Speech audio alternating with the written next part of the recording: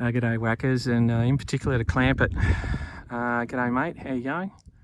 Long time no see.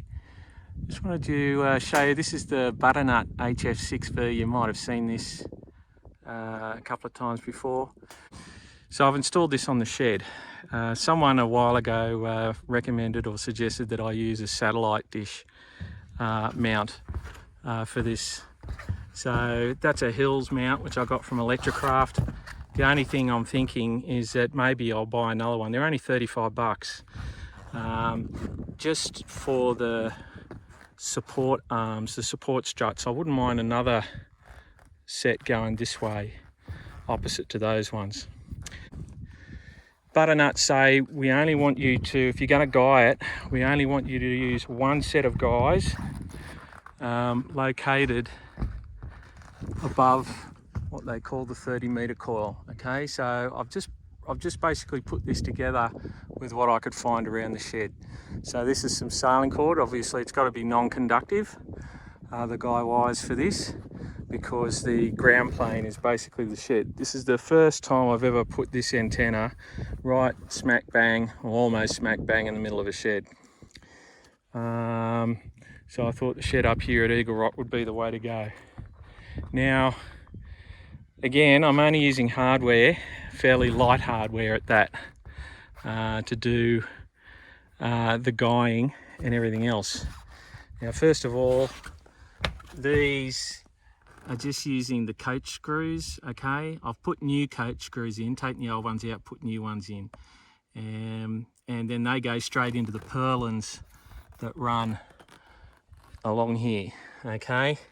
But I'm thinking, I'm not sure about this case here or with that one over there, but I'm thinking that really what I should be doing is what we normally do is and put those big eye bolts through the purlins and bolt them from underneath, rather than just use the coach screws just for safety's sake.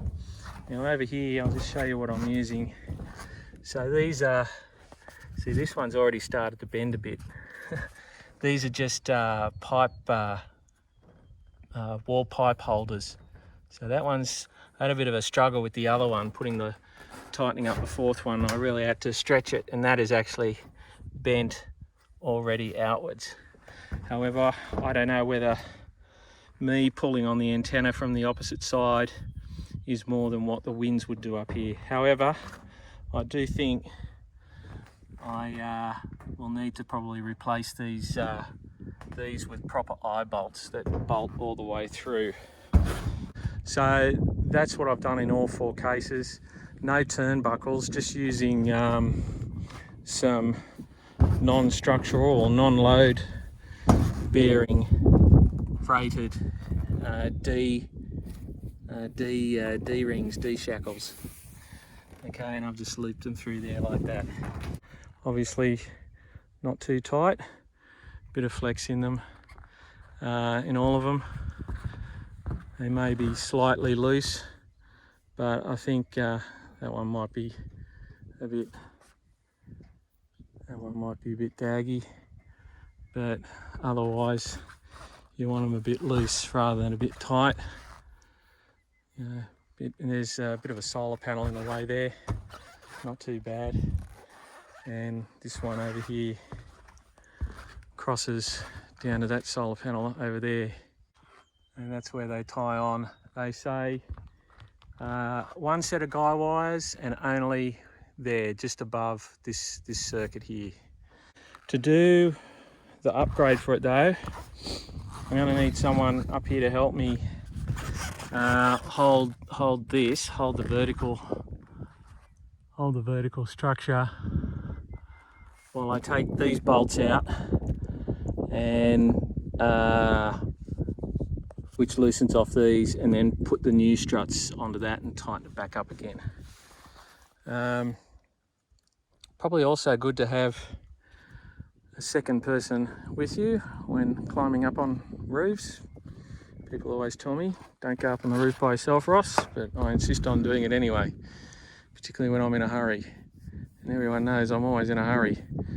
All right, so all the electrical connections are done. I just got to selaz it up, blah blah blah, and then it goes off to the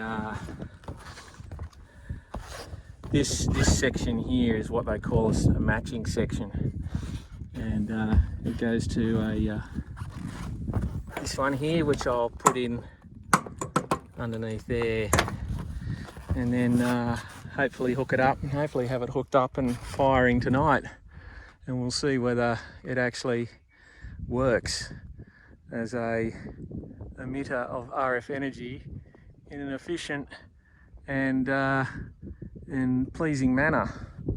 Who knows? Right, thanks very much guys, take it easy, and even though I've come this far, I'm only using stuff I've found around the place to get it up. I think there needs to be a bit of an engineering upgrade. What do you reckon, Clampett? Take it easy.